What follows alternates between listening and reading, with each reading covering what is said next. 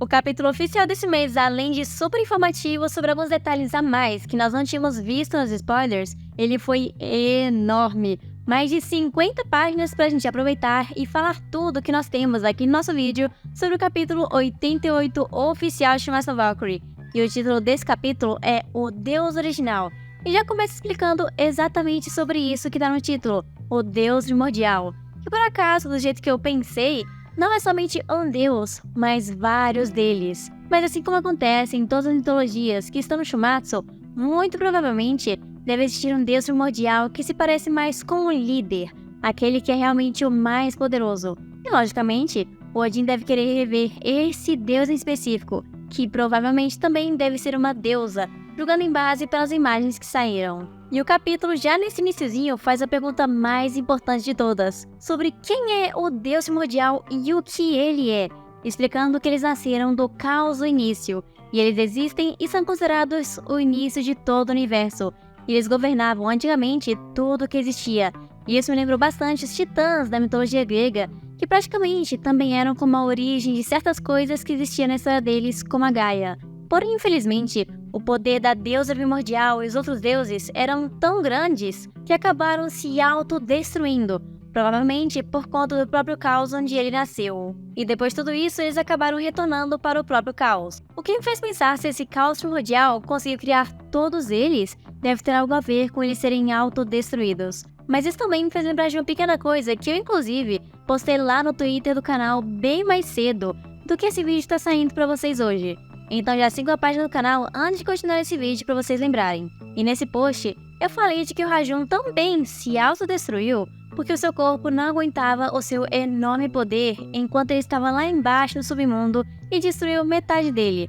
Assim como, nesse capítulo, também fala que aconteceu com os deuses primordiais. E se por algum acaso o Rajun for um deus primordial e eu ter alguma coisa relacionada com eles? Porque se tiver, eu juro que eu ainda vou falar muita coisa sobre a lore Shumatsu, principalmente sobre os níveis de poder dos deuses primordiais, que também é meio que mencionado nesse capítulo. Porque se o Rajun tiver esse nível, já podemos assumir que o Buda chegou ao ponto de ser um dos mais poderosos de todo o universo, mas eu tenho quase certeza que isso não aconteceu.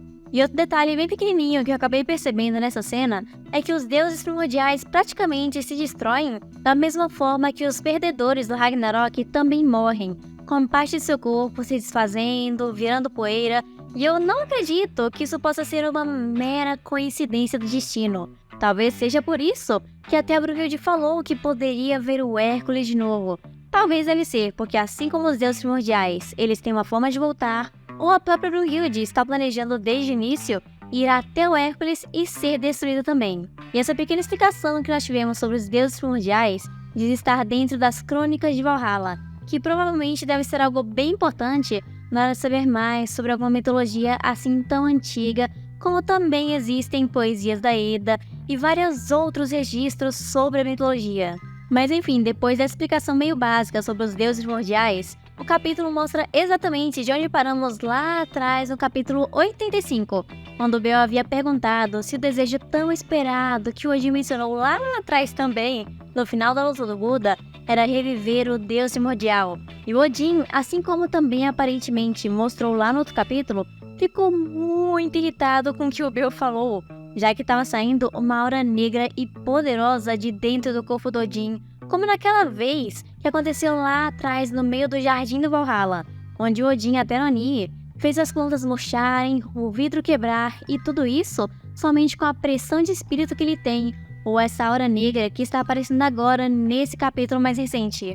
E eu tô achando que isso provavelmente também deve ter a ver com a sua enorme pressão e poder que ele deve ter. E o Buda, assim que ouviu tudo aquilo, parecia ficar meio confuso sobre realmente existir um Deus primordial, ou que ele nem deve saber o que é isso ou se realmente existe, indo totalmente contra o que estava dito lá na tradução dos spoilers, que eu sempre falo que nunca é 100% confiável. Porque lá nos spoilers falava que o Buda já sabia sobre isso e que meio que ele tinha pelo menos um pouco de conhecimento sobre os deuses primordiais. Sendo que na verdade, agora que estamos vendo o capítulo oficial, ele foi mais confuso ainda com toda a situação. E os povos do Odin ficaram fazendo a mesma coisa, rindo e zoando tudo que o Beowulf falou pra eles. dizendo que os deuses primordiais são existências lendárias, mitos, até mesmo para os próprios deuses, e que é uma terrível ilusão ficar imaginando ou insinuando que o Odin Todo-Poderoso queira reviver um deus primordial. Sendo que se a gente parar para pensar um pouco,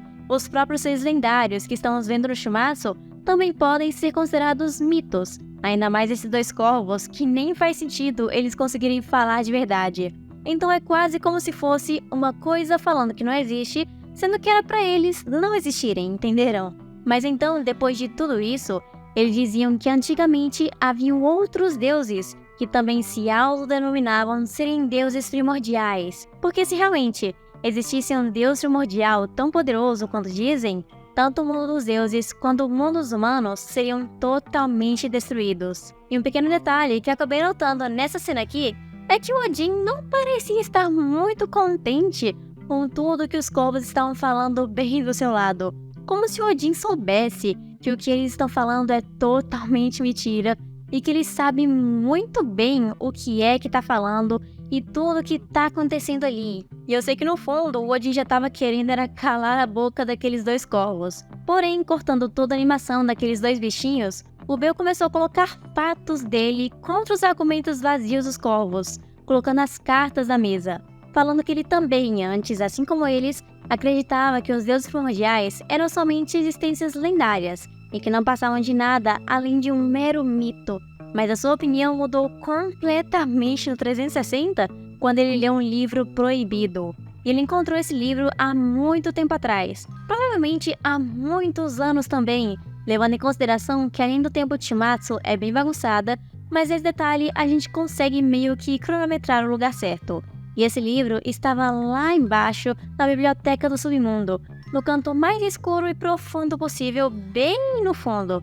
E o Bel só encontrou esse livro porque naquela época ele ainda estava investigando sobre o Satanás já com a Lilith, depois de seus amigos terem sido mortos por ele mesmo, mas é claro, ele não sabia desse fato antes. E o nome desse livro era Livro de Gornir, que estava escrito especificamente em runas, que é um jeito muito bonito, na minha opinião, de se deixar escrito, do que só de novo em japonês ou alguma coisa que a gente conhece.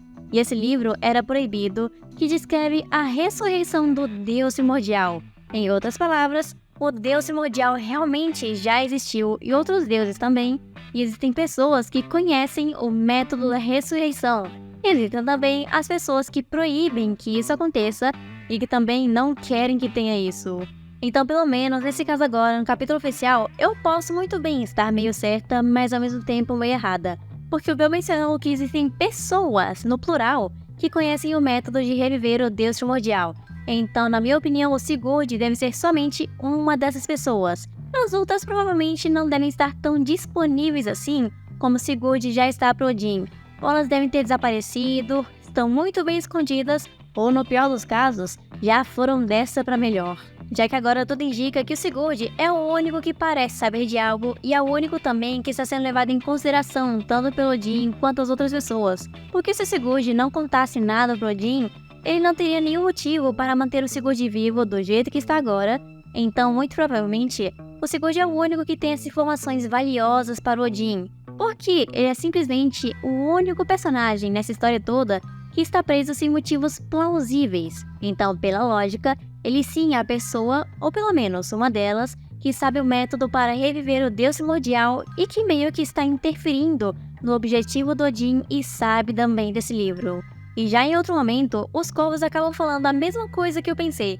Quem diabos teria um livro desses? Porque eu não faço ideia de alguém, além do Bel, que teria interesse ou gostaria de estudar todas essas coisas que encontra do nada. Mas infelizmente, o Bel não conseguiu ler o livro todo disso aí. Não seria muito fácil para resolver um dos maiores mistérios de Shumatsu, principalmente envolvendo tudo isso do Odin. E o Bel falou que a maioria do livro estava podre, e por consequência, completamente ilegível.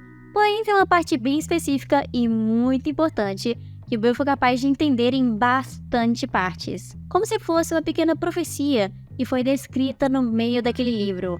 E essa profecia falava que, entre aspas, quando a árvore do mundo sugar toda a água da vida, Odin, o de 2 olhos, vai oferecer o seu próprio corpo e o mundo retornará às suas origens primordiais. E eu devo admitir que essa frase aqui da profecia ficou ainda mais difícil e confusa de entender do que a primeira que nós tivemos lá nos spoilers. Porque a base continua a mesma. A árvore da Yggdrasil, que ela nasceu do caos, o poço que as Nornas usam para regar a árvore do mundo e Odin sacrificar. Porém, a parte que acaba me pegando bastante é onde fala que o Odin de 2 olhos vai oferecer o seu próprio corpo e meio que se sacrificar. Por causa que eu lembro de um pequeno detalhe, que o Odin não tem mais os 2 olhos. Tanto até que ele usa um tapa-olho para esconder o outro que era para estar meio ali. E eu acabei ficando meio encucada com esse detalhe na minha cabeça, tentando entender onde que isso se encaixaria no universo Shumatsu, já que o Odin perdeu seu olho. Então, eu acabei considerando 2 possibilidades. Ou o Odin está mentindo para todo mundo, inclusive para os leitores de Shumatsu, e ele não sacrificou o seu olho para o Mimir em troca de conhecimento, ou o próprio Odin já fez isso, mas é completamente relacionado com a ressurreição do Deus primordial e não para obter reconhecimento e tudo o que ele queria saber sobre o mundo, já que ele poderia ter planejado todo esse sistema muito antes de começar o Ragnarok. Não é à toa que ele falou sobre o Bel estar lá interferindo no seu desejo que ele queria há muito tempo. Então, possivelmente, o Odin precisava desse evento do Ragnarok para que tudo se conectasse de uma vez só. Mas independente da opção que tem agora, ainda são 2 possibilidades muito boas e que com certeza fariam teorias e vídeos maravilhosos. E depois do Bel fazer o queixo até os corvos caírem no chão, ele ficou falando como ele leu esse livro há muito tempo. Ele demorou bastante para interligar esses pequenos pontos com os acontecimentos que tiveram atualmente, com as palavras que ele ouviu do Odin depois daquela batalha e o próprio Ragnarok. E ele ainda por cima continuou falando que poderia ser só a imaginação dele fluindo demais para julgar que o conteúdo que ele encontrou nesse livro como a ressurreição do Deus primordial. Mas ele praticamente já tem certeza que aquele livro proibido com o nome do Odin já crava com toda certeza a resposta do Odin do seu desejo tão esperado, mencionando que ele ouviu essa frase na sala de espera ou no laboratório. E o Bel ainda ficou praticamente exigindo informações do Odin, como se ele estivesse muito curioso e querendo saber muito mais sobre isso. Como se ele estivesse meio que curioso de uma forma bem repentina. Porque, pensando bem, nós nunca vimos um motivo real pro Bel querer investigar o Odin ou querer se intrometer nas coisas que ele fez até o momento. Porque se ele quisesse fazer isso, pelo menos eu acredito, que ele teria feito no momento em que ouviu o Odin falando daquela frase e achou meio interessante. Então tem chance do Bel saber de algo que nós ainda não temos conhecimento, com informações extras, ou ele simplesmente não concorda que o Odin reviva o Deus primordial e destrua tudo. Porque o Bel pode até querer se matar, mas eu não acho que ele iria querer levar todo o verso e o mundo de Shumatsu junto com ele graças ao plano do Odin. Mas eu tenho certeza que tem alguma coisa no meio.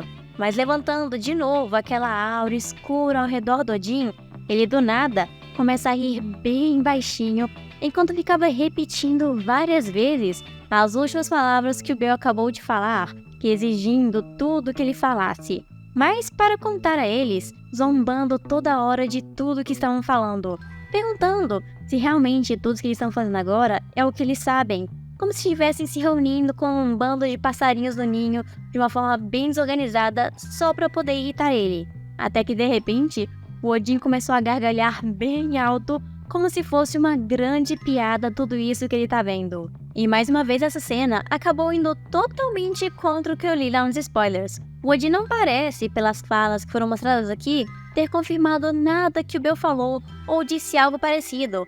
Porque lá nos spoilers falou que ele tinha confirmado, que ele estava certo e começou a rir praticamente porque seu plano foi descoberto.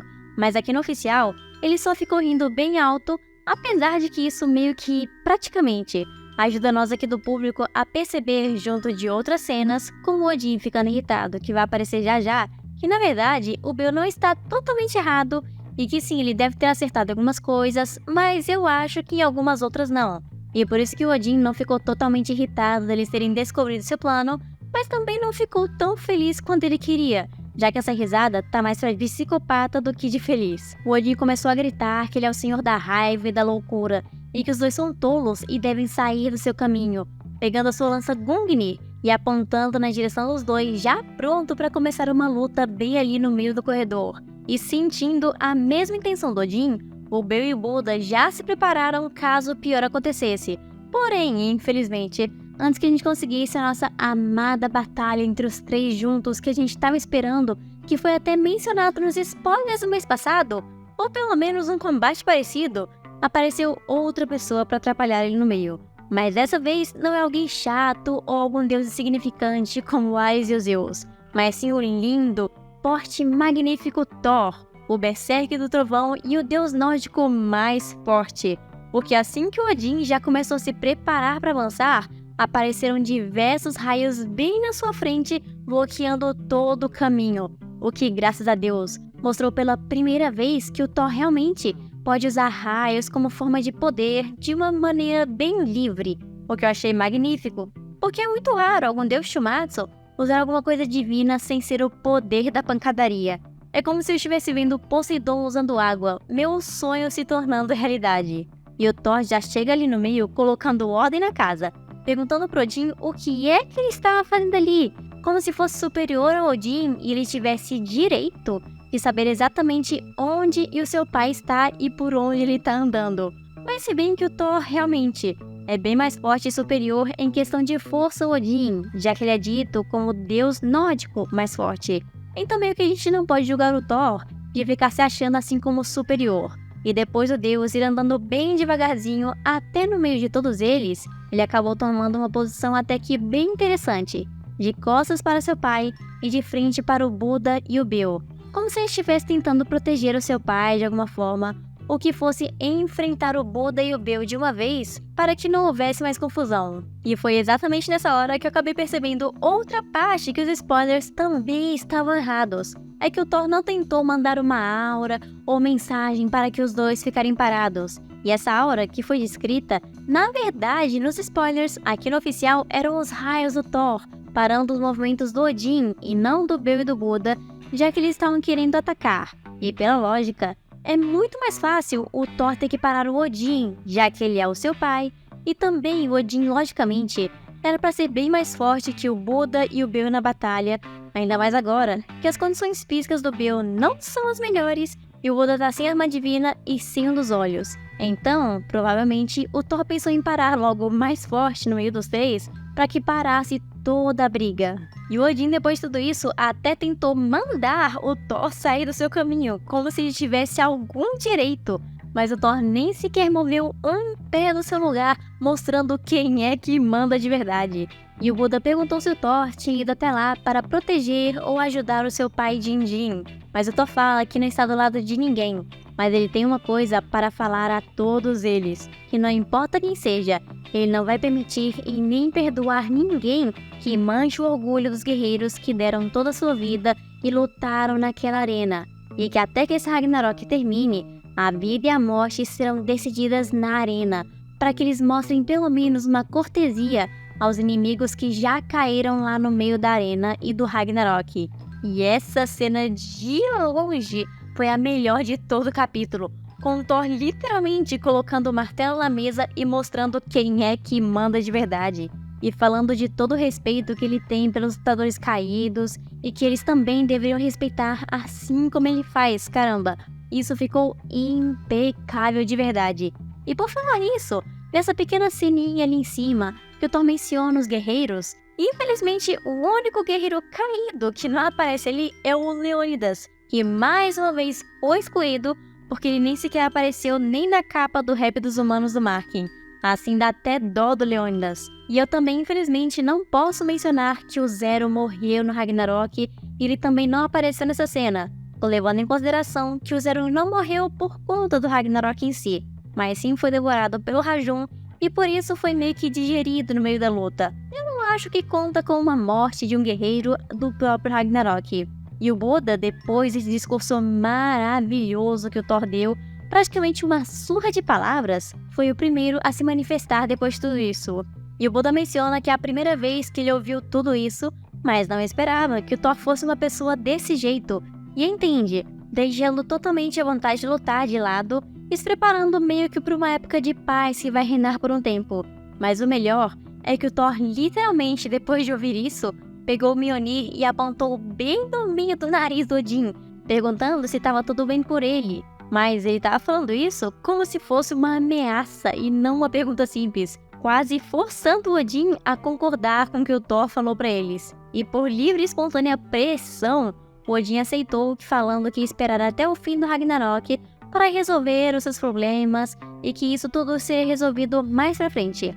Porém, o único personagem que queria continuar com tudo isso, infelizmente, era o Bill, porque ele ainda assim tinha algum motivo muito misterioso para ficar bem irritado, falando que as coisas não vão acabar assim e que ele vai conseguir que o Odin fale e as informações nem que seja à força, avançando de uma só vez na direção do Odin antes que algo atrapalhasse ele. Porém, antes da gente continuar aqui, eu quero ter um pequeno papo com vocês. Por acaso, vocês acharam meio estranho que o Bill continua avançando mesmo depois de tudo que o Thor falou e o Odin literalmente confirmar em voz alta que esperar até o fim do Ragnarok?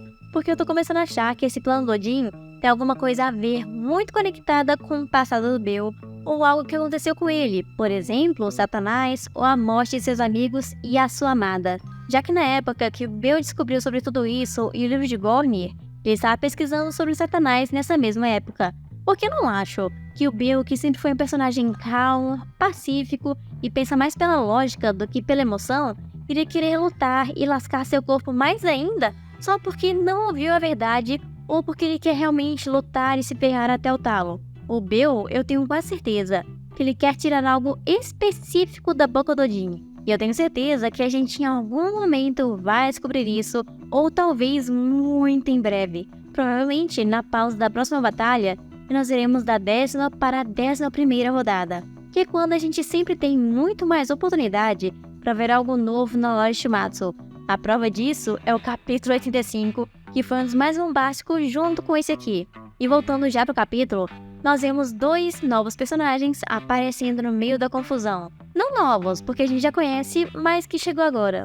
O primeiro foi o Adamas, que eu meio que já imaginava que fosse encontrar o Bill em algum momento após sua batalha, já que os dois meio que apoiam um ao outro e são praticamente amigos, porém não tem coragem de admitir isso.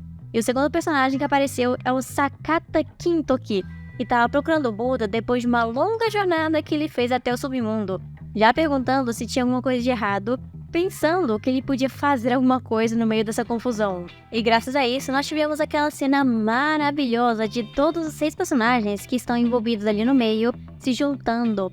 E foi esse painel de spoilers que infelizmente me fez pensar que eles iam acabar lutando de alguma forma, meio como um Battle Royale ou 1 contra 1 dos 6, pelo menos de alguma forma. E quando o Bill viu que o Adamas, ou melhor, Adamantino, que eu odeio esse nome, ia tentar atrapalhar ele, falou para não se meter ou ele seria destruído.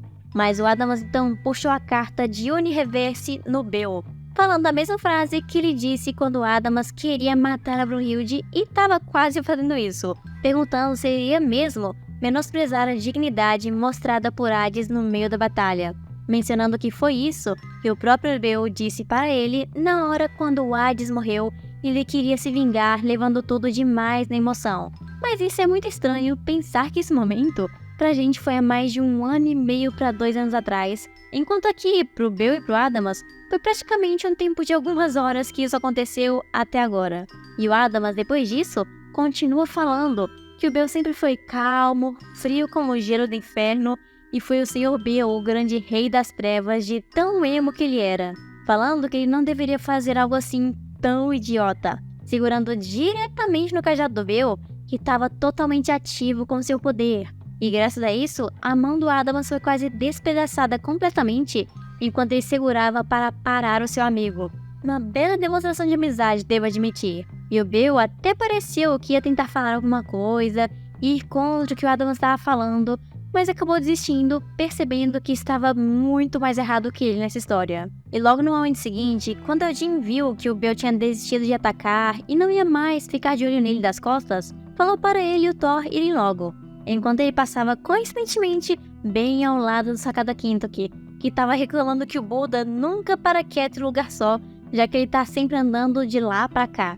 Até que o Odin ficou encarando Sakata de uma forma bem irritada enquanto passavam juntinhos ali, já dando uma pequena oportunidade maravilhosa para os dois se enfrentarem no meio do Ragnarok, o que também seria algo maravilhoso de se ver, já que seria uma batalha bem inesperada, porque a maioria das teorias para a Batalha do Odin são do Nostradamus ou talvez de outro personagem como Grigori Rasputin, mas nunca são com o Sakata Kintoki, então acho que iria surpreender todos nós ver isso. Mas assim que eles realmente vão embora, o Kintoki já começa a conversar um pouco mais com o Buda, que falou que ele chegou em uma ótima hora. E o Kintoki perguntou por que aquele velho estava olhando para ele com aquela cara. Porque o Kintoki, convenientemente, como ele não percebeu nenhuma batalha, nem ficou observando, ainda não sabia quem era o Odin e nem o rosto dele. Então, por estar ocupado até agora, o próprio Buda falou que deve ser porque aquele ali é o deus nórdico Odin, e que ele contou que o Kintoki estava explorando o submundo e o Tártaro até agora e sabia também de tudo sobre Sigurd. E nessa hora, eu juro, vendo a cara do Sakata, dava pra perceber que não passava nem Wi-Fi lá embaixo, já que não era pra gente saber de uma coisa dessas, e ele ficou encarando um deus daquele jeito, achando que era só um velho aleatório que tava ali de mal. Só que da mesma forma, o Sakata Kintoki teve que aceitar o resto do assunto quietinho, se sentando no chão do corredor, falando que já era o suficiente e estava cansado da viagem ao submundo, já começando a contar cada detalhe e tudo que ele viu por lá para o Buda, confirmando que era 100% impossível dele entrar em contato com o Sigurd, porque o Tártaro estava muito bem guardado por 2 enormes guardas demônios, que tem praticamente a mesma altura daquele portão enorme. Eu já aposto ali uns 5, 4 metros de altura. E eu vendo essa cena depois de tanto tempo da primeira aparição de Sakata Kintoki, acabei de perceber uma coisa a mais na aparência dele. Acho que o braço direito dele é muito mais escuro que o braço esquerdo, como se fosse uma tatuagem, e cobre completamente o braço, a mão e cada parte dele. E eu tenho quase certeza que isso deve ter a ver com a tatuagem de Sakata Kintoki que fica ali no peito dele e a marca que ele tem no olho direito. Porque eu não acho que uma cicatriz teria uma forma assim tão certinha no olho, como se fosse um pequeno detalhe na adição do design dele. E o chifre dele também fica do lado direito. Então parece que minha teoria do Kintoki ser um híbrido já tá ficando cada vez mais forte, ainda mais se for um híbrido de dragão, o que me deixaria ainda mais animada. E o Buda, ignorando simplesmente tudo que o Sakata Kintoki disse, como se ele nunca tivesse nem mencionado, falou que tudo isso sobre o Tártaro só dá mais vontade para ele conhecer o Sigurd pessoalmente. E isso deixou o Kintoki mais irritado, repetindo que é completamente impossível deles conseguirem entrar em contato com o Sigurd e que também não tem como isso acontecer. Então a chance deles chamarem a ajuda de mais outra pessoa é muito alta, e vai acabar envolvendo mais personagens, o que seria algo maravilhoso. Então o Buda depois pede pro Sakata se levantar, que eles vão comer doces enquanto conversam melhor sobre a situação em particular, já que o Bill ainda estava bem do lado deles e podia acabar ouvindo algo que não deveria. E o Sakata até reclama que o Buda vive comendo doces e vai acabar tendo cárie, já que ele nunca enjoa. Mas o Buda ficou falando que sempre escova bem os dentes, já que assim ele pode evitar todas as cáries. E quando os dois já estavam se despedindo do Bill com um novo apelido que ele deu pro Bill, Bobo, ele começou a brincar um pouquinho mais com o fogo, porque o Bill ficou perguntando se o Buda não odeia ele, porque o Buda provavelmente já deve saber que foi ele quem plantou a semente do Rajun dentro do Zero, e que o Buda, muito provavelmente também, deve odiar o Bill tanto que nem se partisse ele ao meio e matasse seria o suficiente. E o Buda também já estava começando a ficar meio irritadinho, calado, só observando tudo que o Bill estava falando. E o Adamas ficou até preocupado, falando pro Bill não fazer isso, já que ele sabia que podia dar alguma merda ali no meio. Até que então, o Buda se aproximou do Bill e entendeu que foi assim que o Zero morreu na arena. E o Buda pegou o resto da arma do Zero, que ficou com ele depois da batalha, meio que se preparando para dar um ataque bem poderoso no Bill, que dessa vez já estava pronto para aceitar qualquer punição, já que é o que ele mais quer na vida, morrer pelas mãos de alguém. Mas o que o Buda fez na verdade foi só dar um poderoso soco bem no meio da cabeça do Bill, o que deixou ele bem surpreso por não ter feito algo ainda pior depois das atrocidades que o Bill fez. E o Buda mencionou que isso deve ser o suficiente para eles meio que ficarem de acordo, porque o Zero ensinou que é inevitável que o ódio acabe crescendo no coração do Buda, mas ele permitir que esse ódio domine ele completamente vai trair toda a promessa que ele fez ao Zero de que eles iriam juntos trilhar um caminho de luz. E é por isso que o Buda não odeia o Bill e vai continuar desse jeito assim por diante, se perguntando se esse realmente era o melhor jeito, já que o Zero que ele viu lá no céu andando não iria gostar que fosse de outra maneira. E vendo que o Buda não ia fazer mais nada além disso, o Bill começou a andar e sair dali junto com Adamas, falando que o Buda realmente é um cara bastante complicado, que por muita coincidência é a mesma frase que o Aides usou para descrever o Bill depois que ele deu o cajado de presente, sem falar que o Bill mencionou que se algum dia o Buda quiser pode ir lá se encontrar com ele e matá-lo, porque muito provavelmente ele conseguiria fazer isso. E o Buda só responde rindo, falando que ele é muito estranho. Mas essa frase do final pode mudar bastante o ranking de poder dos deuses, considerando que o Buda também é o deus. Porque sem o olho e sem a sua arma divina, ainda assim, segundo as palavras do Bill e não minhas, ele poderia ser capaz de matar ele. E graças a essa informação eu acredito que podemos ter quase 100% de certeza que o Bill é mais fraco que o Buda até se estar completamente no seu auge, usando o Nirvana Zero. E caso alguém queira discutir sobre isso comigo, é só entrar lá no server do nosso Discord, que o link tá nos comentários, que eu quero só ver quem é que vai lá falar comigo no chat específico para isso. E depois dessa confusão, nós vemos a cena mais bonitinha e cômica, com o Adamas, o Sakata Kintoki e o Buda. E o Adamas parou e ficou conversando lá, perguntando por que o Buda ainda deu um soco no Bill, sendo que ele mesmo falou que não odeia ele.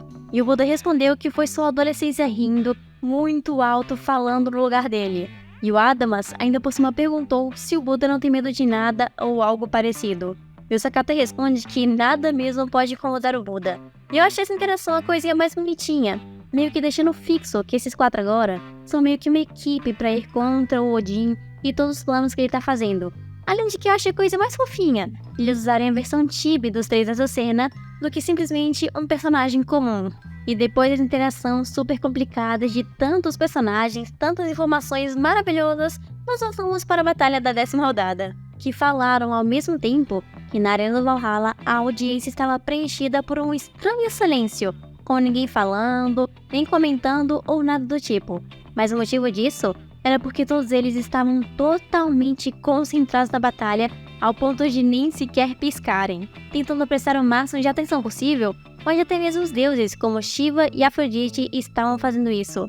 Porque essa batalha de espadas estava tão rápida e emocionante que acabou revelando até a forma que o Susanoo continuava mais animado do que antes. E o combate, até agora, aparentemente, estava bem equilibrado, apesar do Susanoo ter um pouco mais de vantagem acima do Okita, graças àquelas posições que foram mostradas no capítulo passado, já que ele sabe cada uma delas que existe no mundo. Porém, ao contrário do que eu estava pensando na previsão desse capítulo, que ainda bem que eu estava errada, o Okita não parecia estar desesperado ou ficou encurralado em um canto só. Ele ainda parecia estar lutando com tudo que tinha e toda a dedicação possível, exatamente da forma que ele sempre quis fazer desde o momento que morreu, e tentando ao máximo penetrar na defesa do Susanoo. E isso meio que acabou rendendo algumas cenas muito boas de batalha no capítulo, que praticamente superam 99% de tudo que nós vimos até o momento da 10ª rodada. E mesmo quando o Okita pensava ter pego o Susanoo de surpresa em alguns de seus golpes, ele já estava totalmente preparado com um ataque ainda mais pesado e mais rápido, conseguindo fazer o primeiro arranhão, digamos assim, no Okita, cortando um pouco seu cachecol junto da sua bochecha. E quando eles finalmente pararam um pouco para respirar depois de lutar e vão pensar no que fazer depois disso, toda a plateia, sem exceções do lado dos deuses e dos humanos, começaram a gritar de emoção, porque mesmo não fazendo a mínima ideia do que está acontecendo nessa batalha, eles já estavam muito felizes, porque a batalha estava rápida e achando uma mais incrível de todas. Uma luta de espadas definitivamente maravilhosa, que até os deuses estavam elogiando o Okita junto do Susanoo, mencionando que o deus espada e a criança demônio estão lutando até a morte, mostrando lá os dois sem ar, tentando respirar um pouco a cada momento entre ataque e outro. E o Heimdall, voltando finalmente a explicar tudo o que estava acontecendo, mencionou que as espadas do Susanoo e aqueles golpes estavam engolindo completamente o Okita, graças à postura que ele mostrou anteriormente. E mesmo o Okita tentando contra-atacar, não era o suficiente, porque o Susanoo ainda conseguia bloquear e desviar os ataques que eram feitos constantemente, falando que esse era o ápice das batalhas sangrentas entre espadas, ou seja, essa aqui definitivamente é a melhor que já teve em todo o momento de Chumatsu, mas também a única. E o Hermes fala que não quer ficar destruído nem que seja por 1 milissegundo, porque ele tá tentando se concentrar ao máximo para ver cada detalhe da batalha. Provavelmente, para quando chegar o final da luta, ele poder analisar melhor ainda e explicar pra gente tudo o que aconteceu, principalmente de uma nova técnica que tá chegando já já. E o Ares ficou tão surpreso que até a sua alma saiu do corpo completamente. E o Zeus, sendo o mais chato possível, como sempre, falou que ele prefere mais uma luta de socos do que de espadas, sendo que a gente já teve isso por diversas batalhas e diversos capítulos. E eu dou glórias que agora a gente finalmente tem uma coisa um pouco mais diferente do que só soquinho toda hora. E uma das cenas mais legais que nós temos dessa parte mostrando a arena e os personagens observando é a do Anubis, que estava lá no teto da área VIP dos deuses, assim como Nostradamus gosta de ficar ali do lado, no meio das grades, observando a luta. E o Anubis já estava praticamente com a boca salivando igual um cachorro e deixando seus piercings à mostra, que são maravilhosos, falando que ele mal pode esperar de novo pela sua vez, e que ele não deveria de jeito nenhum ter dado a vez dele nessa rodada para o Susanoo, porque ele queria agora estar lutando especificamente contra o Okita, porque ele tinha uma coisa que ele nunca havia visto antes, o melhor cheiro de todos, porque o Okita tinha o melhor e mais forte cheiro da morte, provavelmente por conta da quantidade de pessoas que o Okita matou em vida. Não é à toa que ele é chamado como o maior cortador de humanos ou assassino de toda a humanidade. Então é meio lógico que o Anubis, o Guia dos Mortos, ia amar esse cheiro, ainda mais ficando tão perto dele. E agora, para explicar melhor o que está acontecendo nessa batalha, o Sasaki aparece para comentar tudo o que estamos vendo, já que agora ele está comentando muito melhor que Hermes, porque ele conhece melhor sobre técnica de espada. Mas antes disso, o Miyamoto Musashi fala que a postura do Susanoo com certeza é muito assustadora, conseguindo interceptar cada um dos cortes do Okita.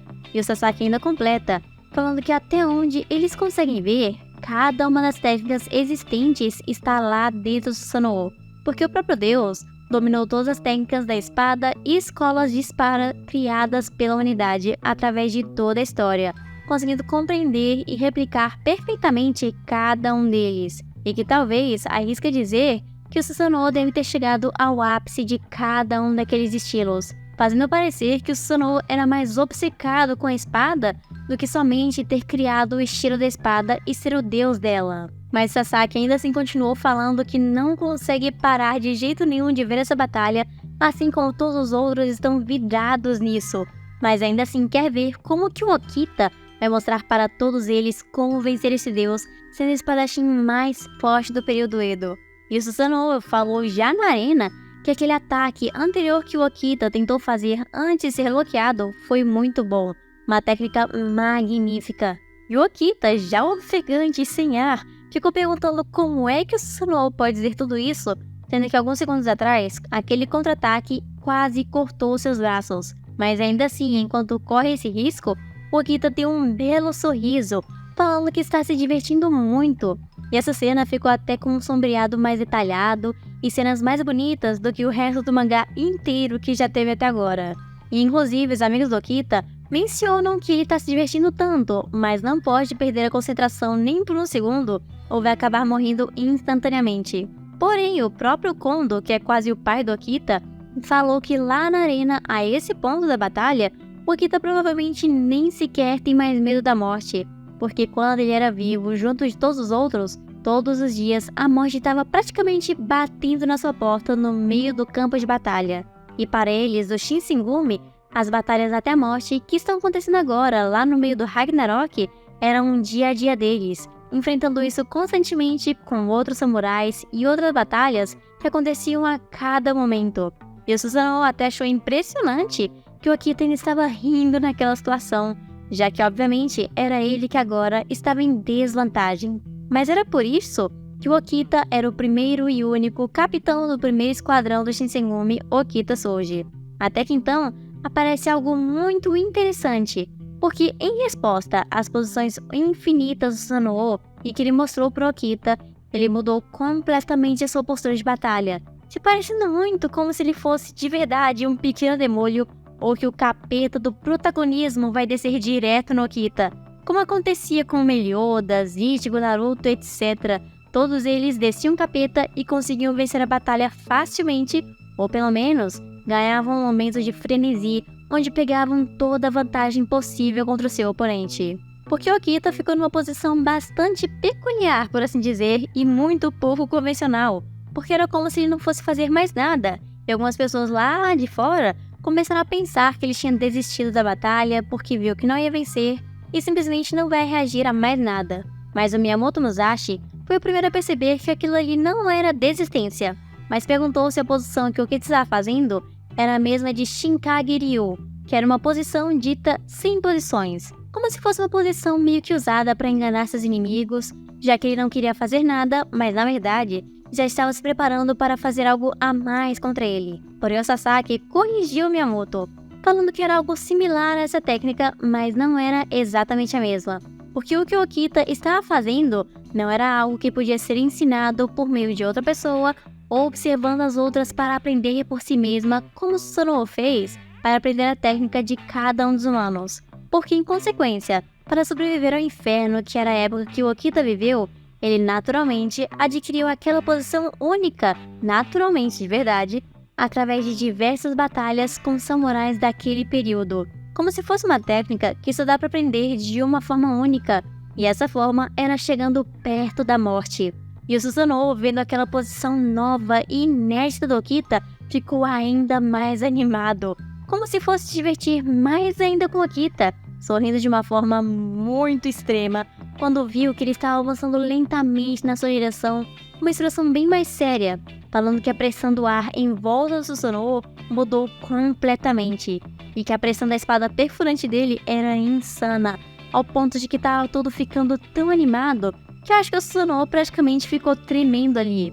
E essa cena do Okita avançando lentamente, de uma forma bem calma, me lembra duas cenas bem específicas. A primeira de Assassination Classroom, ou Ansatsu Kyoshitsu, onde o protagonista engana o inimigo, fingindo que ele não vai atacar. E a outra cena me lembra o modo sério do Saitama, quando ele finalmente para de lutar sem ligar pra batalha e começa a levar tudo mais a sério e que realmente vai com tudo.